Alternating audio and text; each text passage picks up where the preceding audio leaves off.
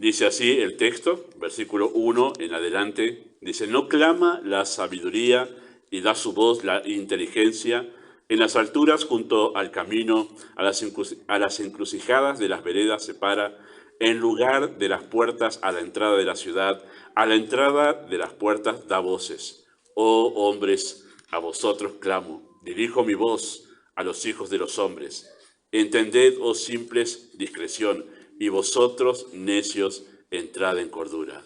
Oíd, porque hablaré cosas excelentes, y abriré mis labios para cosas rectas. Porque mi boca hablará verdad, y la impiedad abominan mis labios. Justas son todas las razones de mi boca, no hay en ellas cosa perversa ni torcida. Todas ellas son rectas al que entiende, y razonables a los que han hallado sabiduría. Recibid mi enseñanza y no plata, y ciencia antes que el oro escogido, porque mejor es la sabiduría que las piedras preciosas, y todo cuanto se puede desear no es de compararse con ella. Hasta ahí la lectura por ahora. Vamos a orar. Amado Padre Celestial,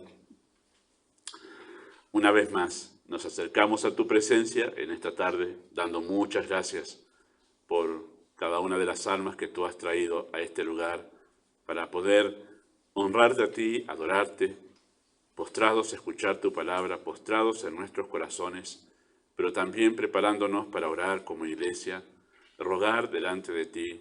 Tú te deleitas en la oración de tu pueblo. Tú has destinado llevar adelante tu obra en respuesta a la oración de los tuyos. Por eso deseamos que nos prepares para orar de la manera apropiada, honrando y glorificando tu nombre.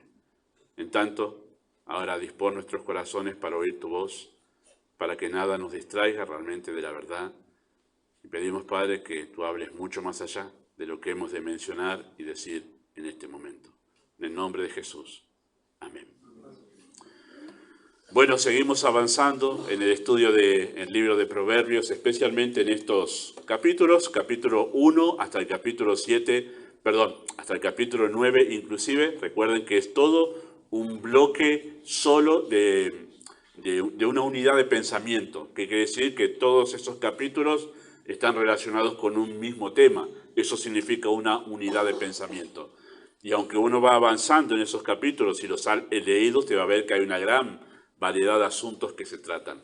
Pero todos tienen que ver con un solo asunto. ¿Cuál es? Papá y mamá enseñándole a los hijos cómo ellos deben prepararse para la vida. Es la pedagogía de Salomón con su esposa educando a sus hijos. Y en varios de esos consejos también encontramos algunos que Salomón dice que su papá le enseñó, que su papá David le enseñó a él.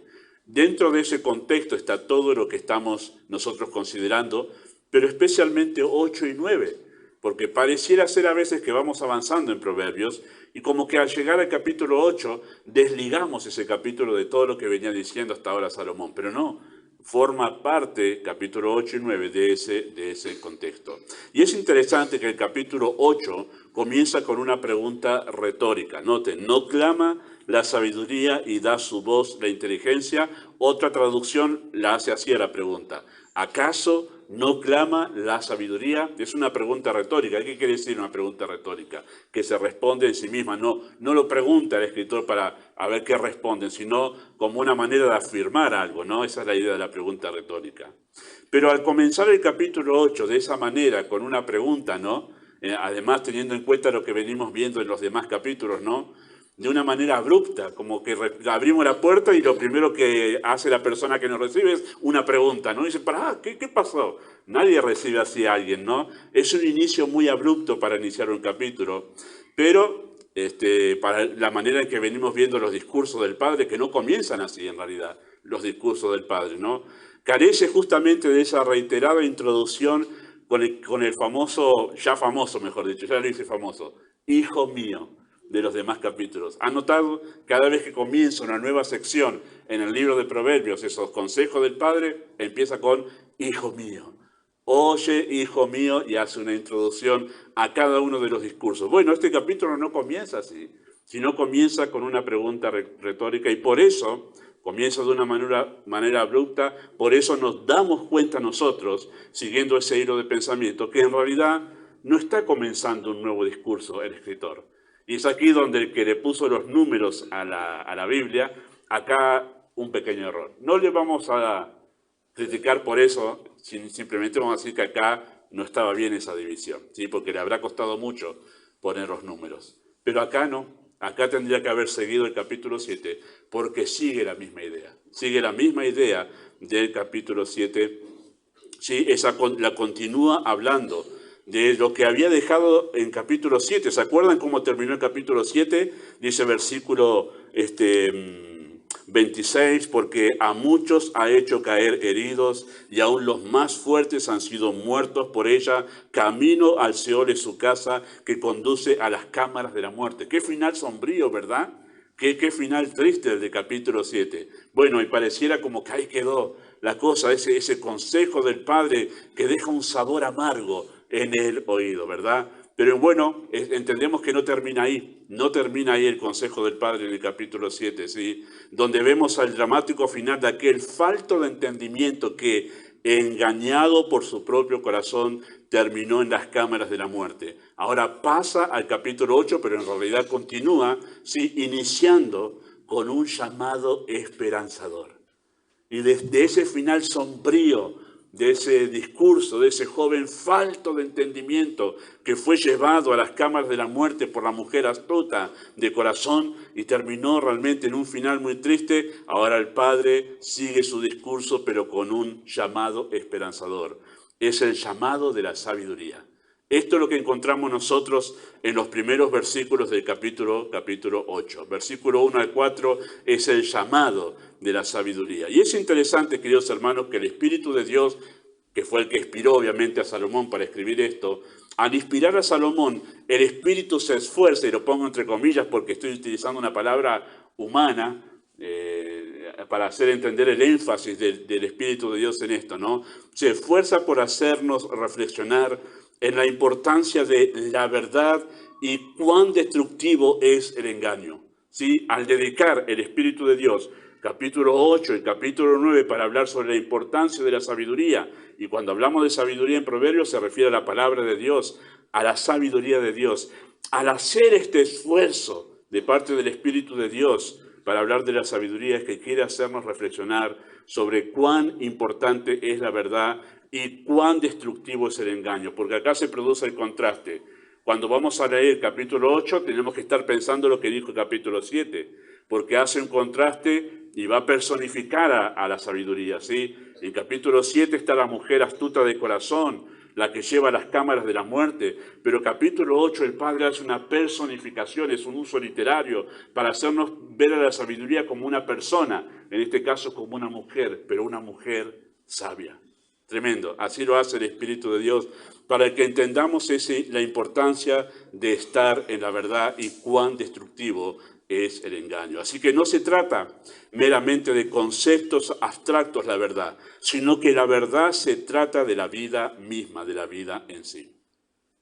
El capítulo 7 describió el llamado susurrante y sensual de la mujer astuta de corazón, pero en el capítulo 8, en este capítulo, en contraposición a ese llamado de la muerte, el Padre describe el llamado de la sabiduría. ¿Se acuerdan del capítulo 7? Hace rato que no vimos ese capítulo, o no llegamos ahí, perdón, a algunos sábados que no estoy enseñando esto, pero estaba ese llamado de esa mujer astuta de corazón que le habla de manera engañosa y le susurra al oído. En contraposición con eso, el Padre le sigue hablando el Hijo y le anima a escuchar la voz de la sabiduría. Y el Padre utiliza justamente esa figura literaria que se llama la personificación, que consiste en atribuirle personalidad a cosas inanimadas y abstractas. Por ejemplo, como el conocido cuento infantil de aquel sol que tiene una conversación con el viento. Lo han visto en la escuela, ¿verdad? Creo que sí, yo lo he visto por lo menos. Se personifica al sol y al viento, y tiene una conversación el sol con el viento. Bueno, no voy a hacer el cuentito ese ahora de la escuela, pero se le atribuye personalidad a cosas que no la tienen. ¿Para qué? Para que entendamos cierta verdad. Y en este caso hace eso el Padre. Hace como que ya no está hablando Él, sino como que le está hablando al Hijo la sabiduría. Eso es personificar. Entonces, Lo que hace con ese uso literario es que el hijo se sienta confrontado por la verdad, que le está hablando de forma directa a su corazón. ¿Sí? Esa es la idea de ese uso literario. Así que aquí le atribuye personalidad porque aquí es la sabiduría. No clama la sabiduría, no alza su voz la sabiduría, la prudencia. ¿Sí? Lo cierto es que no sabemos hasta dónde en verdad Salomón sabía esto, pero el escritor estaba anticipando una realidad que sucedería en el futuro. El Dios eterno sería hecho carne y a la vez sería la encarnación de la sabiduría y el poder de Dios. Por eso cuando llegan los estudiosos en teología a este capítulo 8, ¿a quién ven? A Cristo. Sabiduría de Dios y poder de Dios. ¿Hasta dónde sabía Salomón que se estaba anticipando aquello que sucedería con la venida del Mesías? No lo sabemos, pero sí sabemos ahora por el Nuevo Testamento que aquel que es el Dios encarnado ha encarnado a la sabiduría de Dios. Por eso Pablo dice, Cristo, sabiduría de Dios. Así que al leer este capítulo no podemos dejar de ver nosotros a Cristo aquí de una manera muy, muy plena. Así que al utilizar este recurso de la personificación, el Padre le enseña al Hijo cómo actúa la palabra de Dios en la vida de las personas. No es igual la Biblia que cualquier otro libro. Es una palabra viva y eficaz. Se relaciona con las personas que interactúan con ella. Son palabras vivas, interactúan con el oyente de una manera muy, muy personal. Y esa es la razón de la personificación de la sabiduría, para que el Hijo entienda que no es simplemente leer y memorizar conceptos, sino es una relación que él debe establecer, una respuesta que él tiene que tener a todo lo que está escuchando y aprendiendo. Y cuando decimos que la sabiduría hace un llamado, ¿sí? Hemos titulado esto porque comienza diciendo, no clama la sabiduría y da su voz la inteligencia. Así que cuando decimos que la sabiduría hace un llamado, significa que se expresa de tal forma el mensaje de la Escritura que inevitablemente confronta al oyente con su responsabilidad de actuar en consecuencia. Vamos a hablar un poquito más ahora de eso. Sus hijos, papás. Hablo a papás aquí porque todo esto es un contexto de papá y mamá hablando con el hijo. Ustedes van a sentir un poquito de alivio, padre, cuando pase el capítulo 10, cuando ya les dé un poquito de descanso, pero todavía sigue hablando aquí papá y mamá. Pero papá aquí le enseña de tal manera la Escritura a sus hijos que los lleva a ellos a sentirse tan confrontados que los lleva a decir, tengo que tomar una resolución con lo que estoy escuchando de papá y mamá. No es simplemente escuchar historias, no es simplemente memorizar versículos, es sentirse confrontados a actuar en consecuencia de lo que se está aprendiendo. De esa manera, por eso es que el padre aquí es como que sale de escena él. Sale de escena. Hasta ahora es, oye, hijo mío, mis palabras, oye, hijo mío, mi sabiduría, recibe mi consejo. Pero en este momento llega un punto clímax en la enseñanza, que es como que sale de escena, aunque él está ahí, pero ahora es como que deja al hijo siendo confrontado de manera muy personal con la Escritura. Eso es lo que hace el Padre aquí. Él está enseñando tan vívidamente la Escritura que su hijo ya no está pensando en su papá enseñándole, sino que él está recibiendo ahora la enseñanza misma de la voz de Dios. A ese punto debe llegar la instrucción de los padres con sus hijos. Los padres deberían transformarse en predicadores de la palabra de Dios para sus hijos. No deberían esperar, aunque está bueno que ustedes papás traigan a sus hijos a escuchar la palabra en la iglesia, pero no deberían esperar a que los pastores hagan ese trabajo de poder llevar a los hijos a tener una relación tal con la Escritura que se sientan ellos confrontados a tomar una determinación en el día a día cuando ustedes les hablan de la verdad. Así que la palabra de Dios es mucho más que un libro con datos interesantes. Es la verdad que me confronta con la realidad de mi vida. Y eso lo hemos visto en todo lo que hemos visto en los consejos del capítulo 1 hasta el capítulo 7. ¿Sí? ¿Cómo es? Esa es la pregunta que vamos a responder esta tarde con la ayuda del Señor y en el tiempo que tenemos. ¿Sí? ¿Cómo es el llamado de la sabiduría? Eso es lo que nos responde el texto, versículo 1 al 4. En primer lugar, el llamado de la sabiduría es un llamado obvio. Es un llamado obvio. ¿sí?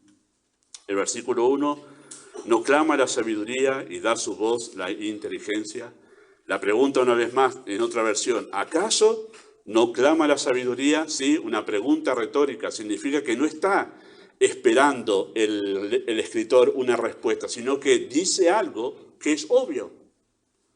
Cuando uno hace una pregunta retórica en una conversación, no está esperando que la otra persona le responda a eso, sino como para decirle, es obvio lo que estamos. ¿Acaso Independiente no es el mejor equipo de Argentina? No estoy esperando que me digan sí, sino que decirle, es una cosa obvia lo que está diciendo. Esa es la idea de una pregunta retórica. Y lo que está diciendo acá el escritor con esa pregunta retórica no es esperando la respuesta del hijo, sino es decir, tenés razón, la verdad, ¿cómo me voy a olvidar de una cosa tan obvia? Que la sabiduría está clamando. Así que no podés dejar de escuchar, querido hijo, porque su voz se oye en todo lugar. ¿Sí? En Israel, queridos hermanos, en tiempos del rey Salomón, cuando este texto fue escrito, había una copia de la ley en posesión del rey. Los levitas y los sacerdotes ministraban a diario.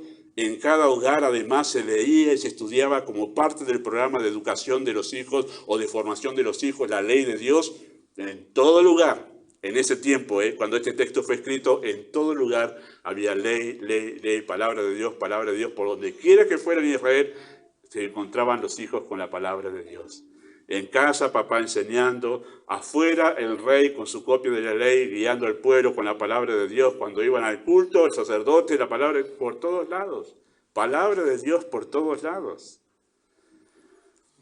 Es importante notar que este llamado, queridos hermanos, está dirigido en particular a los simples y a los necios. Noten versículo 5, entended, oh simples, discreción, y vosotros necios, entrad en cordura. Porque hay un llamado de la sabiduría. ¿A quién llama? Principalmente a los simples y a los necios. Recuerden que el simple es un sinónimo de los necios aquí, ¿sí?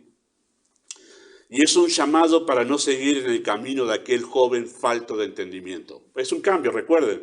Aquel joven falto de entendimiento de capítulo 7, que fue como el buey a ser degollado, como el ave que va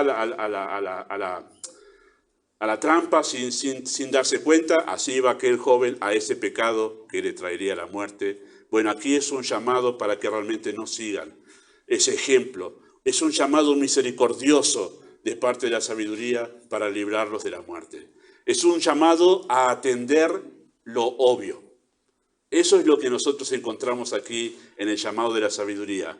Un llamado obvio. Lo que han escuchado tantas veces en sus hogares, entre los sabios del pueblo, desde el palacio del rey y en las calles de la ciudad, eso es lo que clama la sabiduría. Eso es lo que habla la sabiduría. ¿Cuál es el llamado de la sabiduría? El llamado obvio, el que ya han escuchado tantas y tantas veces. Ese es el llamado de la sabiduría. Queridos hermanos, el pecado nos vuelve tontos y no percibimos a veces lo obvio. Lo que el joven estaba haciendo, ese joven de capítulo 7, falto de entendimiento estaba haciendo, era lo que en la ley de Moisés ya estaba clarísimo para todo el pueblo de Israel. Lo que ese padre, cuando mirando por su ventana lo vio en su proceder, dijo, este se va a la muerte. Es una cosa obvia, es crónica de una muerte anunciada. Ya sabemos dónde va a terminar. Es obvio dónde está yendo su camino.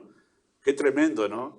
Y el llamado de la sabiduría no es ninguna cosa misteriosa. ¿Qué nos va a revelar la sabiduría ahora? ¿Qué inteligencia nos va a dar? Nos va a hablar de lo obvio, lo que ya viene hablando hace mucho tiempo. Ese es el llamado de la sabiduría. Y queridos hermanos, cuando nosotros nos confrontamos con la Escritura, venimos a veces no como con la expectativa, oh, qué cosa nueva escucharemos hoy, qué misterio sacará el pastor de este texto, qué cosa nueva vendrá allí, qué cosa intrincada que yo me pueda llevar a casa como decir, wow, qué tesoro. No, venimos, se abre la Escritura y está lo obvio, lo que venimos escuchando hace tanto tiempo. Pero que el pecado nos hace tan tontos y tan ciegos que no podemos ver lo obvio y no lo podemos percibir. El llamado de la Escritura es a que veamos en ella, en la sabiduría, lo obvio y no estar buscando cosas escondidas. Me asombra, ¿no? Las personas que obviamente se acercan a la Escritura de una manera carnal, podemos decirlo así, ¿no? Una manera no espiritual, ¿sí? Buscando a ver cuántas tablas tenía el arca de Noé, vamos a investigar un poco esto, cómo habrá sido, cuántos litros de brea habrá utilizado Noé para... ¿Qué importa esas cosas? Cuando la Escritura repite una y otra vez lo importante que es nuestra relación con el Señor y que lo obvio que la Escritura enseña es cómo mejorar nuestra relación con Cristo, nuestra vida de oración, nuestro hambre por la Escritura y nuestra comunión con el Señor. Tremendo, ¿no? Lo obvio. Siempre la Biblia vuelve a lo mismo. Siempre. Usted estudie, lea de principio a fin a la Biblia y va a volver siempre a lo mismo. Vida de oración, amor por las Escrituras y amor por el pueblo de Dios. Lo obvio. Pero el pecado nos distrae con otras cosas. Así que el llamado de la sabiduría es un llamado obvio, a las cosas obvias. ¿Cómo es el llamado de la sabiduría? En segundo lugar, es un llamado insistente, versículos 2 y 3. En las alturas, junto al camino, a las encrucijadas de las veredas se para, en lugar de las puertas, a la entrada de la ciudad, a la entrada de las puertas, da sus voces, ¿sí? Las expresiones que encontramos en esos dos versículos refieren a las costumbres de aquellos tiempos, cuando los ancianos se sentaban a la puerta de la ciudad en las plazas para estar al alcance de todos aquellos que buscaran sabiduría para los asuntos del día a día. Y el escritor parece estar haciendo un acento sobre la insistencia del llamado en las plazas, en las puertas, en las encrucijadas de los caminos, donde los caminos se cruzaban, los caminos principales. Ahí íbamos a encontrar una vez más ancianos dispuestos a hablar y enseñar sabiduría. Así que habla de la insistencia de Dios. Aunque para nuestra alma puede resultar molesta esa insistencia de Dios en hablarnos una y otra vez sobre lo obvio. Otra vez el pastor viene con tema de iglesia, otra vez el pastor viene con tema de oración, otra vez el pastor viene con el tema de armar la Biblia. Y aunque para nosotros parezca que en verdad es una cosa molesta, la insistencia de Dios sobre estos asuntos en la Escritura es una demostración de su paciente amor para con nosotros. Es como los padres con los hijos, ¿no? Los hijos dicen, ya me lo dijiste, o 1000. Y los padres que dicen, ¿cuántas veces te tengo que decir? Debe estar en el ranking del top 5 de las frases más dichas por los padres, ¿no? Y aunque parezca molesto esa insistencia sobre las mismas cosas, no es más que una demostración de amor. Y los padres saben, es una demostración de amor. Y la insistencia de Dios sobre cosas obvias no es más que una demostración del amor de Dios, porque Él sabe de la dureza de nuestros corazones. Dios no justifica esa dureza, pero Él se muestra amorosamente paciente al soportarla, ¿no? ¿Qué diferente sería si Dios es con nosotros como nosotros somos con los pecados de nuestros semejantes, ¿no? Nosotros no toleramos el pecado de los semejantes como Dios tolera los nuestros, ¿sí? Nosotros solemos ser un poco más farisaicos, ¿no? Vamos, pon la ley enseguida, pum, y terminamos con todo. Pero Dios es mucho más paciente porque sabemos en lo íntimo del corazón que si Él fuese tan rígido con nuestros pecados como nosotros somos con el de nuestros semejantes, y no estaríamos ni siquiera vivos. Pero Él es paciente y nos habla una vez y nos habla otra vez e insiste hablándonos sobre lo obvio, sobre lo obvio. Y envía una y otra vez su palabra para hacernos reaccionar. Es interesante que la carta a los hebreos comienza con Dios habiendo hablado, ¿cuántas? Muchas veces. Y de muchas maneras. Pareciera como un papá, ya 1000 veces que te dije esto. Así empieza la carta a los hebreos. Y si usted lee la carta a los hebreos, va a ver que hay un énfasis en, si hoy oyere su voz, no endurezcan sus corazones. No endurezcan sus corazones. Y dice que en otro tiempo, habiendo hablado muchas veces y de muchas maneras a nuestros padres por los profetas, en estos postreros días nos ha hablado. ¿Se acuerdan aquella parábola en los evangelios? Donde aquel dueño de la viña, le envió a los obreros y mataron a los que enviaba, ¿sí? El padre los mataron y dice, bueno, ¿ahora qué haré con todos estos que mataron a todos los que yo envié a cuidar de la viña? Les enviaré a mi hijo. ¡Qué amor!, ¿no? ¿Nosotros qué haríamos en lugar de ese hombre que te representa a Dios? No les mando más a nadie. No quieren escuchar, no quieren escuchar. Listo, chao, no quieren escuchar. Así haríamos nosotros. Pero es interesante que nosotros tenemos la bendición de tener libros de profetas. Y en verdad voy a decirlo así. Los profetas surgieron en la historia del plan de Dios justamente porque los sacerdotes no cumplieron con su responsabilidad de comunicar el mensaje de Dios a la nación de Israel.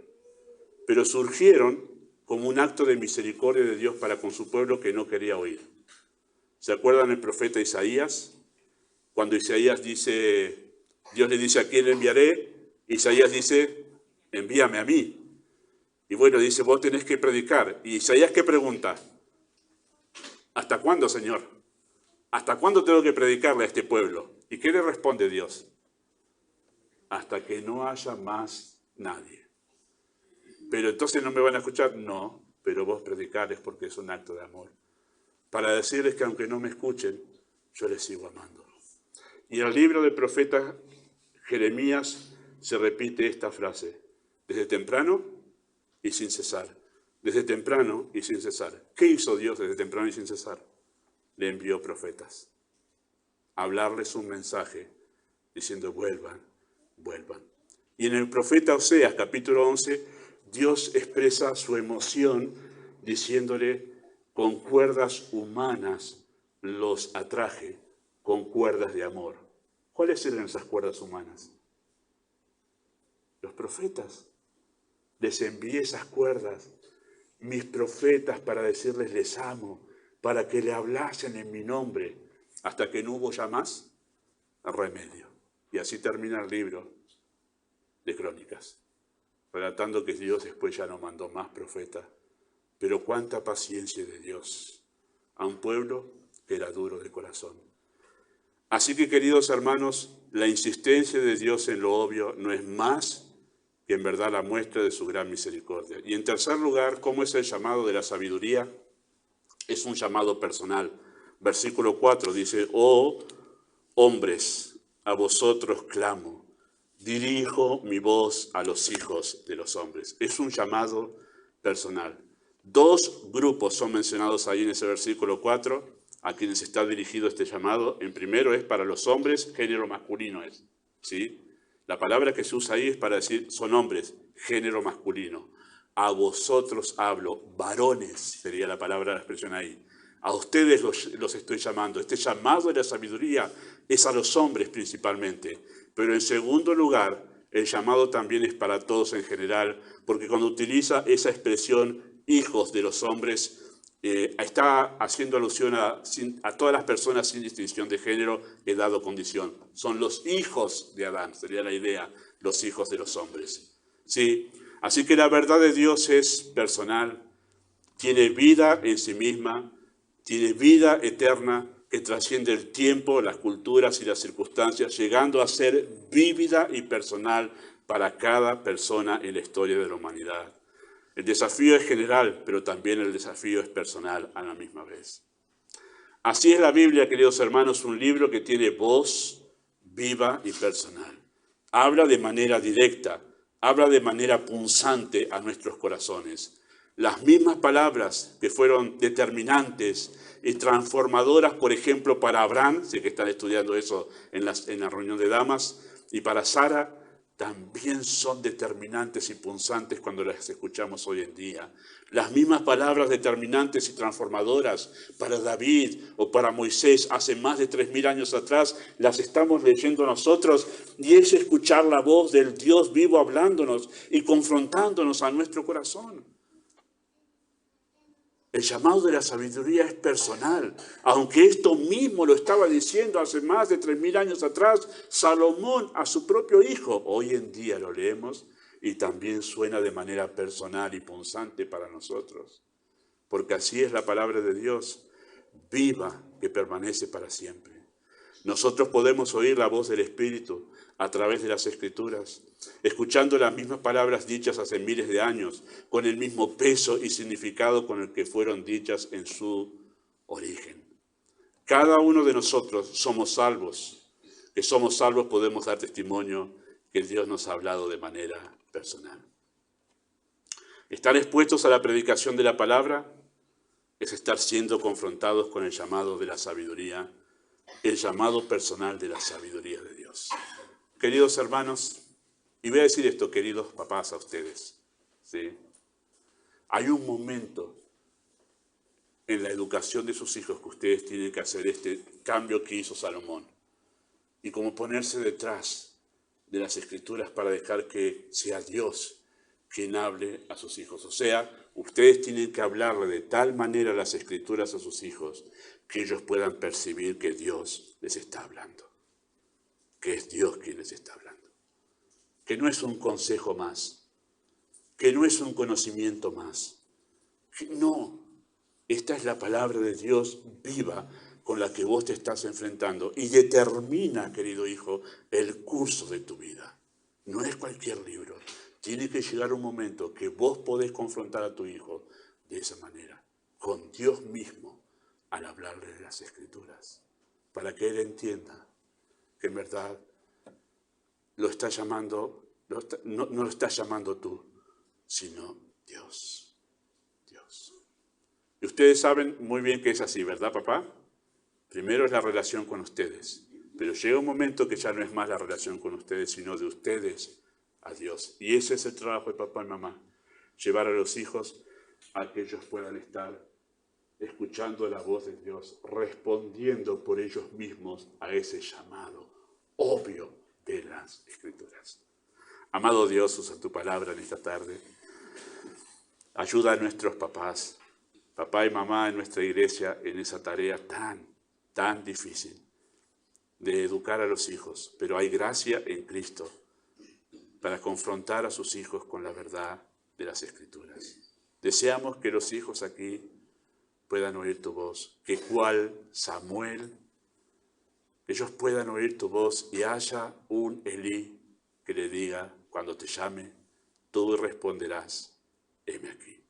Pedimos tu bendición en el nombre de Jesús. Amén. Muy bien, vamos a pasar al tiempo, vamos a terminar la grabación, muy bien, ahí. Y vamos a pasar al tiempo de oración, compartir los motivos.